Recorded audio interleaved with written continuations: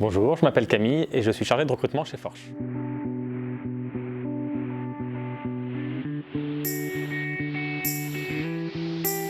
La première chose qu'il va falloir prendre en compte, c'est la forme. Le mieux, c'est de faire un CV sur une page. Un CV trop long, c'est toujours plus difficile à lire pour un recruteur. Il y a parfois trop d'informations. Donc mettez bien un CV sur une page.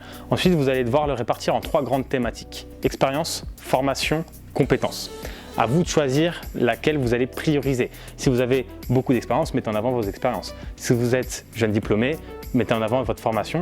Et en revanche, si vous êtes sur une reconversion, mettez en avant les compétences que vous avez pu acquérir à travers vos différentes expériences ou différentes formations. Et enfin, faites relire votre CV. C'est toujours important de soigner l'orthographe.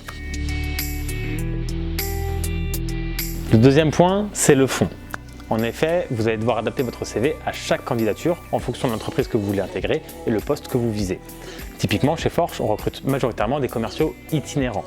Pour cela, vous allez devoir mettre en avant des expériences qui ont un lien avec ça.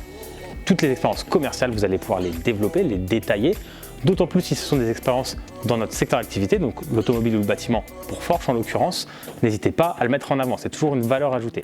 Pour les formations, mettez bien évidemment en avant vos formations commerciales, supérieures ou des formations que vous avez pu faire à travers d'autres entreprises. Et les formations qui sont moins en lien avec ça, mettez-les en second plan, vous en parlerez lors de votre entretien.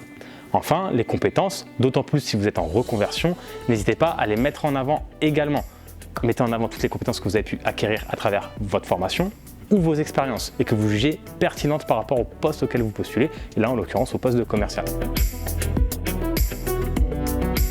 Le troisième point, utilisez un format adapté. Il existe différents types de suites, Back-Office, OpenOffice, etc.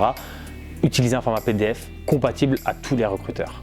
Et pensez à renommer votre CV, ça peut paraître bête, mais un CV avec un bon intitulé, c'est toujours plus professionnel.